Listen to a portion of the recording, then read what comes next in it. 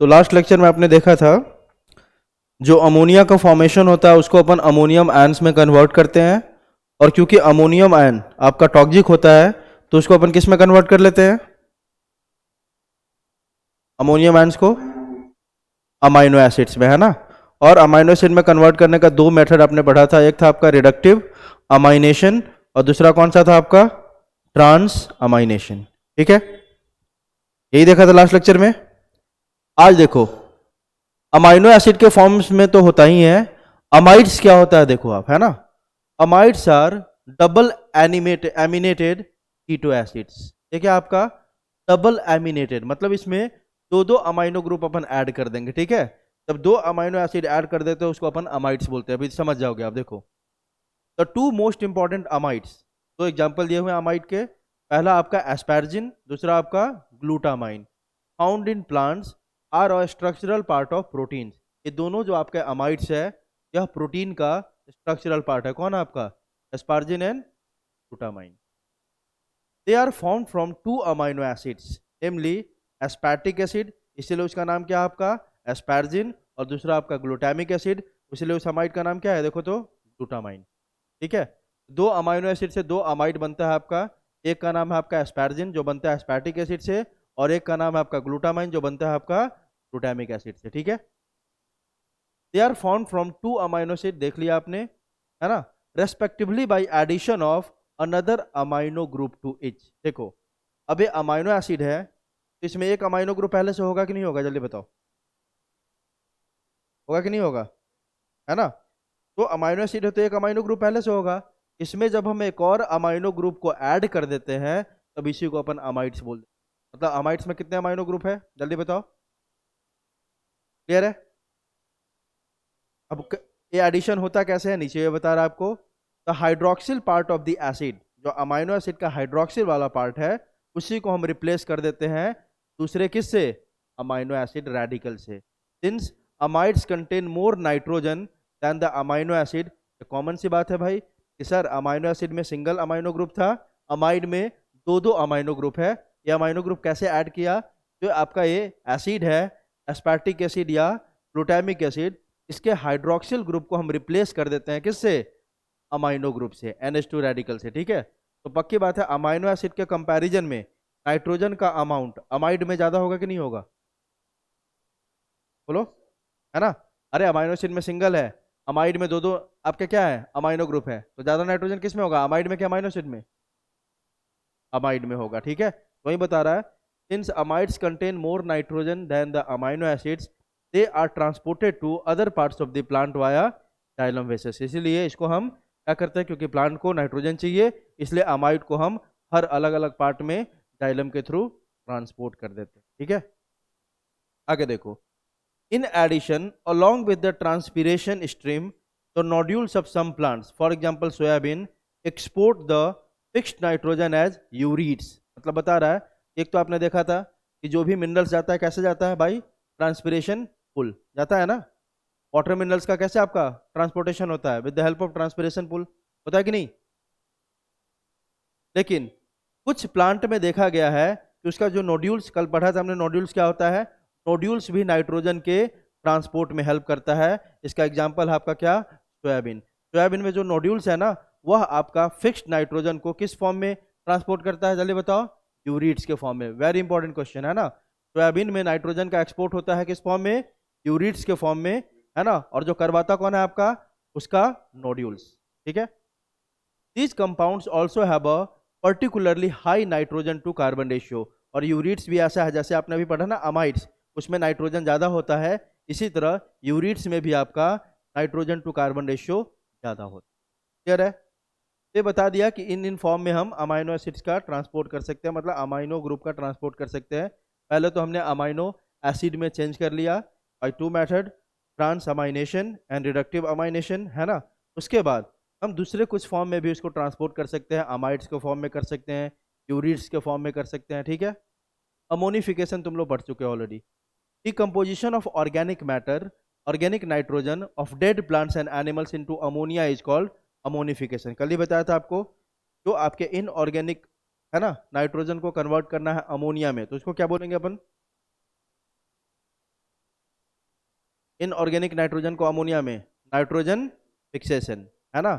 और जब हम ऑर्गेनिक को कन्वर्ट करते हैं अमोनिया में तो क्या बोलते हैं इसको, अमोनिफिकेशन, है ना। तो जैसे ही प्लांट का डेथ होगा या प्लांट का कोई पार्ट गिरेगा, एनिमल का डेथ होगा, उससे जो नाइट्रोजन निकलेगा वो कौन सा होगा आपका, ऑर्गेनिक नाइट्रोजन। और उस ऑर्गेनिक नाइट्रोजन को जब हम अमोनिया में कन्वर्ट करते हैं, जो डिकम्पोजर करेगा, बैक्टीरिया फंजाई ये सब डिकम्पोज करके उसको नाइट्रोजन निकालता है बाहर, उसको क्या बोलते हैं प्रोसेस का हम, ammonification.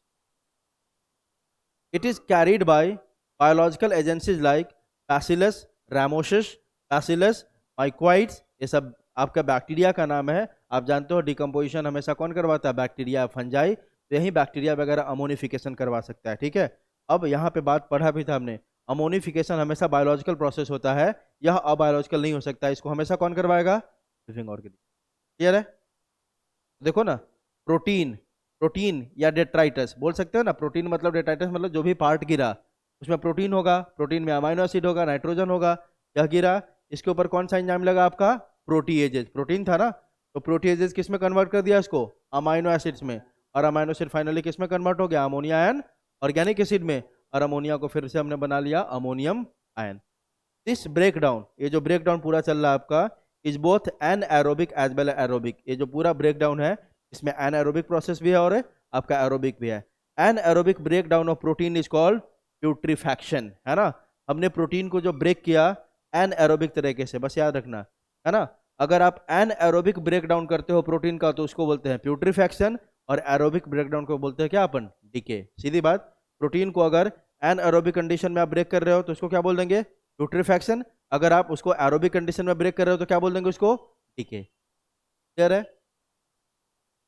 Some of this ammonia जो आपका बना volatilizes and re-enters the atmosphere, but most of it is converted into nitrates by soil bacteria, that is nitrification। ये जो अमोनिया है आपको मोस्ट ऑफ दी आपका क्या होता है, कन्वर्ट हो जाता है by the process of nitrification, किसमें, नाइट्रेट में। थोड़ा बहुत है वोलाटाइज करके फिर से एटमोस्फेयर में चला जाता है। क्लियर है, बोलो, पढ़ चुके हैं सब तो। अगला आपका नाइट्रिफिकेशन भी आप जानते हो, नाइट्रिफिकेशन क्या होता है आपका, नाइट्रिफिकेशन क्या है, अमोनिया को किस में कन्वर्ट करना है हमें, नाइट्रेट में, है ना। अमोनिया को पहले हम ऑक्सीडाइज कर लेते हैं नाइट्राइट में बाय द बैक्टीरिया। ये पढ़ लिया है ना हमने, ये सब तो ऊपर भी था शायद मेरे को लगता है ना। देखो अमोनिया इज फर्स्ट, एनसीईआरटी में पूरा ऊपर ही दिया हुआ है। देखो अब नाइट्रिफिकेशन में क्या करेंगे अपन, देखो आप, पहले हमने अमोनिया को नाइट्राइट में कन्वर्ट किया और फिर नाइट्राइट को किस में कन्वर्ट कर लिया, नाइट्रेट में, है ना। तो देखो अमोनिया इज फर्स्ट ऑक्सीडाइज्ड, पहले हम उसको ऑक्सीडाइज करके क्या बना लिया, नाइट्राइट। और इसके लिए अलग बैक्टीरिया होगा। देखो दो स्टेप है यहाँ पे, आपके एनसीईआरटी में 1 2 करके दिया हुआ है, ठीक है, यहाँ ध्यान दो। ये देखो 1 2, दोनों स्टेप के लिए अलग अलग बैक्टीरिया होंगे, ठीक है। पहला हम क्या कर रहे हैं, अमोनिया को नाइट्राइट में कन्वर्ट कर रहे हैं, और सेकेंड में नाइट्राइट को किस में कन्वर्ट कर रहे हैं, नाइट्रेट में। तो देखो ammonia is first oxidise to nitrite by the bacteria Nitrosomonas and Nitrococcus. The nitrite is further oxidise to nitrate with the help of bacterium Nitrobacter. तो पहले वाले स्टेप के लिए बैक्टीरिया का नाम क्या है, या तो नाइट्रोकॉकस होगा या क्या होगा आपका, नाइट्रोजोमोनाज। और सेकेंड वाले स्टेप के लिए कौन सा बैक्टीरिया आपका, Nitrobacter. These steps are called nitrification and these nitrifying bacteria are chemoautotrophs। देखना ही नहीं है भाई, यह केमिकल को तोड़ के एनर्जी निकाल रहा है, तो जो भी ये बैक्टीरिया का नाम यहाँ पे दिया हुआ है सब कैसे होंगे, कीमोऑटोट्रॉफ्स। क्लियर है। Nitrogen is absorbed mainly as nitrate, पहले ही बता दिया कि सबसे बेहतरीन तरीके से नाइट्रोजन का एब्जॉर्प्शन कैसे हो सकता है, किस फॉर्म में, नाइट्रेट के फॉर्म में। लेकिन कुछ आपका नाइट्राइट या अमोनियम आयन के फॉर्म में भी आपका क्या हो सकता है, अपटेक हो सकता है। After Uptake plants assimilate these nitrates, मतलब जब वो एब्जॉर्प्शन हो जाता है उसके बाद प्लांट उसको एसिमुलेट करेगा, यूज करेगा। This is a reductive process. ये पूरा जो प्रोसेस देख रहे हो कैसा प्रोसेस आपका, रिडक्टिव प्रोसेस। यहाँ देखो नाइट्रेट है, नाइट्रेट रिडक्टेज लगा, इसको कन्वर्ट कर लिया किस में, देखो तो इसमें कन्वर्ट कर लिया नाइट्राइट, फिर से नाइट्राइट से किस में कन्वर्ट कर लिया हमने, अमोनियम आयन। मतलब बता रहा है कि कैसे सारा कन्वर्जन होता है। अगला है आपका डीनाइट्रिफिकेशन, वापस आप फिर से nitrate present in the soil is also reduced to nitrogen, this process is denitrification. Denitrification is carried by bacteria, उसका नाम यहाँ पे दिया हुआ है, एंड हाई एनर्जी रेडिएशन। ये सारे आपके नाइट्रोजन साइकिल को बार बार एक ही बात को लिखा हुआ है कि पहले आपने पढ़ा इसमें नाइट्रोजन फिक्सेशन, तो बायोलॉजिकल भी हो सकता है और बायोलॉजिकल भी हो सकता है। नाइट्रोजन फिक्सेशन के बाद आपने देखा क्या, बताओ, अमोनिफिकेशन। हाँ, अमोनिफिकेशन, अमोनिफिकेशन के बाद आपने देखा नाइट्रिफिकेशन, नाइट्रिफिकेशन के बाद देखा आपने डीनाइट्रिफिकेशन। ठीक है, क्लियर है, बोलो। हाँ, चलो इस तरह से आपका ये चैप्टर खत्म हो गया। ठीक है, अब कुछ ट्रिक्स है, वो ट्रिक मैं आपको बता देता हूँ। ठीक है, कुछ ट्रिक्स जो है आपको मैं बता देता हूँ, ट्रिक्स तो आपको थोड़ा बहुत याद करने में हेल्प करेगा। ये देखो, ट्रिक टू रिमेंबर न्यूट्रिएंट्स। तो पहले माइक्रो न्यूट्रिएंट को देखते हैं। तो एटॉमिक नंबर सबको याद है, 21 से 30 तक याद होगा ना। स्कैंडियम, टाइटेनियम, वेरिनियम, क्रोनियम, मैग्नीज, फेरस, कोबाल्ट, सब याद होगा ना, है ना। तो 21 से 30 तक दिया हुआ है, आपको यहाँ से ध्यान देना है, शुरुआत से नहीं। ये इसलिए सीक्वेंस दे दिया कि ये तुमको सीक्वेंस याद रहता है। तो यहाँ से आप कहाँ से शुरू करोगे, मैग्नीज से। मैग्नीज, फेरस, कोबाल्ट, निकल, कॉपर एंड जिंक। यहाँ पे हम किसका एग्जाम्पल याद कर रहे हैं भाई, माइक्रो न्यूट्रिएंट को याद कर रहे हैं। हाँ, किसको याद कर रहे हैं अपन, माइक्रो न्यूट्रिएंट को। तो देखो यहाँ से शुरुआत करो आप, मैग्नीज से। मैग्नीज, आयरन, कोबाल्ट, निकल, कॉपर, जिंक।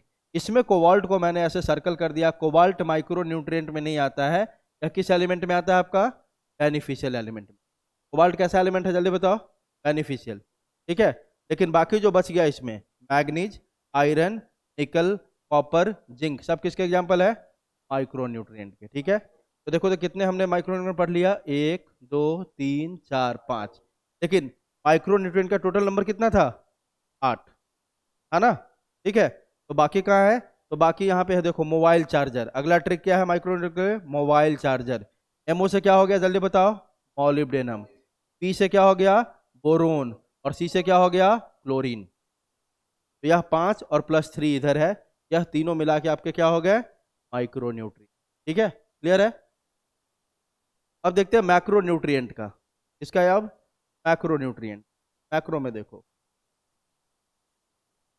पीके कोई आदमी है, तो हम बोल रहे पीके का कौन सा मग, मग समझते हो ना जिससे अपन नहाते हैं, मग पता है ना सबको।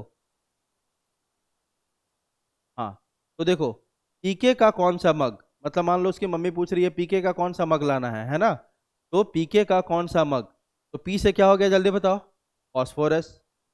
के से क्या हो गया, पोटेशियम। का मतलब यहाँ पे है सी ए। सी ए से क्या हो गया आपका, कैल्शियम।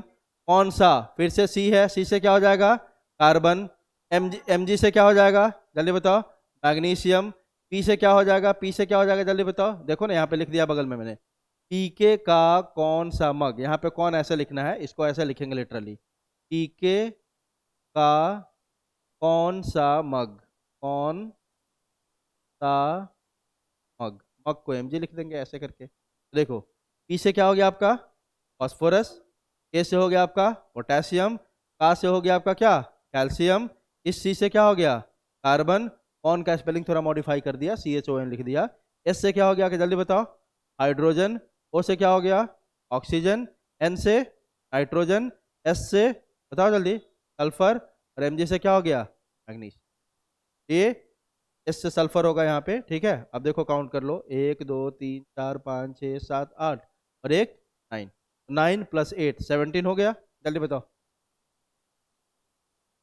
तो पीके का कौन सा मग, इससे आराम से कौन में थोड़ा स्पेलिंग ए करना है और का में भी थोड़ा मॉडिफाई करना है। का यहाँ पे सी ए से करेंगे और कौन में CHON, है ना। तो पीके का कौन सा मग से आपको याद हो जाएगा, मैक्रो न्यूट्रिएंट। क्लियर है, जल्दी बोलो, बोलो भाई। अब देखो अगला आपका बेनिफिशियल एलिमेंट याद करने का तरीका है ना। ये तो 4 ही है, तो ऐसे भी याद कर सकते हो वैसे आप, लेकिन कोना शीशे लिखा हुआ है यहाँ पे। कोना शीशे मतलब ऐसे लिख दिया हमने, कोना शीशे मतलब ग्लास एट कॉर्नर। कोना मतलब क्या होता है, कॉर्नर। मतलब आपके घर में ग्लास कहाँ पे रखा हुआ है, कॉर्नर पे, है ना। तो कोना शीशे मतलब शीशा कहाँ रखा हुआ है आपके घर में, कॉर्नर पे। तो देखो कोना शीशे, सीओ से क्या हो गया जल्दी बताओ, कोबाल्ट। Na से क्या हो गया, सोडियम। Si से क्या हो गया, सिलिकॉन। और Ag से क्या हो गया आपका, सेलेनियम। क्लियर है, बोलो।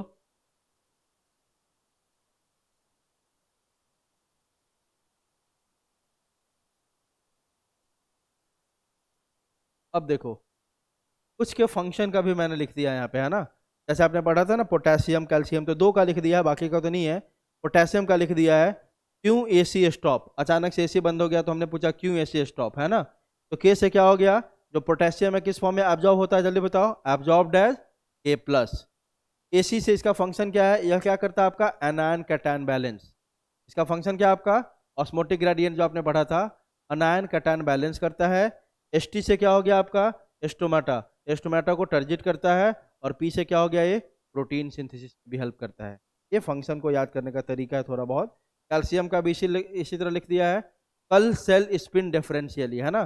कल सेल का जो स्पिनिंग आप क्रिकेट में देखते हो ना, बॉल स्पिन किया, तो हमने क्या बोला कि सेल मान लो कि हमेशा राइट डायरेक्शन में स्पिन करता था, कल सेल स्पिन डिफरेंशियली, मतलब कल जो सेल का स्पिन था अपोजिट हो गया, उल्टा हो गया।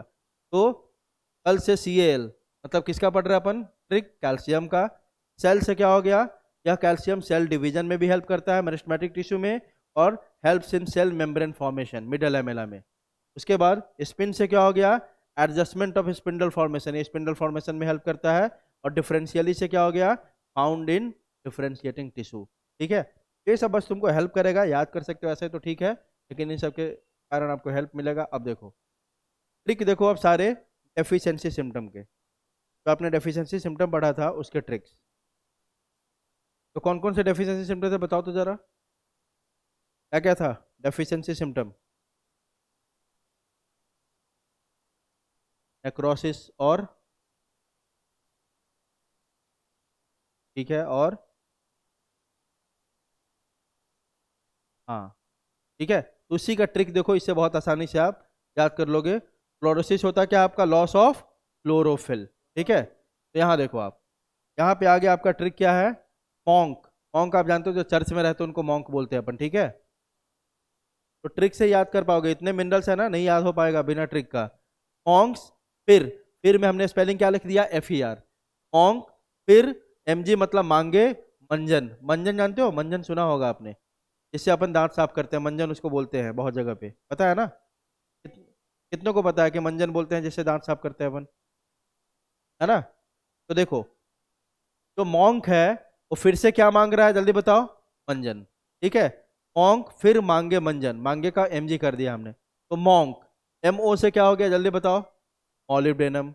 N से क्या हो गया, नाइट्रोजन। K से क्या हो गया, पोटेशियम। S से क्या हो गया, सल्फर। Fe से क्या हो गया, आयरन। Mg से क्या हो गया, मैग्नीशियम। Mn से क्या हो गया, मैग्नीज। और Zn से क्या हो गया, जिंक। ठीक है, तो मतलब ये सारे एलिमेंट की डेफिशिएंसी अगर हो गई तो क्या हो जाता है आपका, क्लोरोसिस। क्लियर है, आगे देखो, अगला देखो, नेक्रोसिस, ये होता क्या है, डेथ ऑफ टिश्यू। तो बोल रहा है कुक का मग, इसके मग की बात करें अपन, कुक स्पेलिंग थोड़ा सा अपन क्या कर दिया हमने, मॉडिफाई, CUK लिखा कुक को, है ना। कुक का मग, तो CU से क्या हो गया जल्दी बताओ, कॉपर। K से क्या हो गया, पोटेशियम। Ca से क्या हो गया, कैल्शियम। और Mg से क्या हो गया, मैग्नीशियम। इन चारों के डेफिशिएंसी के कारण क्या होता है आपका, नेक्रोसिस। अगला है इनहिबिशन ऑफ सेल डिवीजन, ठीक है, तो ये सीधे उसी से हो जाएगा, मॉन्क्स। अभी मॉन्क पढ़ा था ना पहले वाले में, इसमें सीधे लिख देना है मॉन्क्स, मॉन्क से हो गया आपका। MO से क्या हो गया, मॉलिब्डेनम। N से क्या हो गया, नाइट्रोजन। K से क्या हो गया, पोटेशियम। S से क्या हो गया, सल्फर। ठीक है, उसके बाद लास्ट हमारा डिले इन फ्लावरिंग, तो इसका याद रखना मंडेज। मंडेज किसको भी अच्छा नहीं लगता है ना, मंडेज, मंडेज से याद रहेगा हमें किसका, आपका डिले फ्लावरिंग का। MO से क्या हो गया, मॉलिब्डेनम। N से क्या हो गया, नाइट्रोजन। और डे से थोड़ा बहुत साउंड मिलता जुलता है, डिले, डे डिले, है ना। तो किसका हम पढ़ रहे हैं भाई, डिले इन फ्लावरिंग का ट्रिक पढ़ रहे हैं। MO से हो गया मॉलिब्डेनम। N से हो गया नाइट्रोजन। A से मतलब डिले फ्लावरिंग का ट्रिक अपन पढ़ रहे हैं। और S से क्या हो गया आपका, सल्फर। तो मतलब मॉलिब्डेनम, नाइट्रोजन, सल्फर के कारण क्या होता है, डिले इन फ्लावरिंग। ठीक है, ये कंक्लूजन तो आपको बता ही दिया था कि deficiency of any one element. एक लास्ट आपका ट्रिक होगा इमोबाइल एलिमेंट का, मोबाइल का नहीं, इमोबाइल एलिमेंट, है ना। तो बॉस कैफे, एक कैफे का नाम क्या है, बॉस कैफे। क्या नाम है कैफे का नाम जल्दी बताओ, पॉस कैफे, तो बीओ से क्या हो गया, बोरोन, एस से क्या हो गया, सल्फर, सी से कैल्शियम और एफ से आयरन। ये चारों किसके एग्जाम्पल है, मोबाइल एलिमेंट। ठीक है।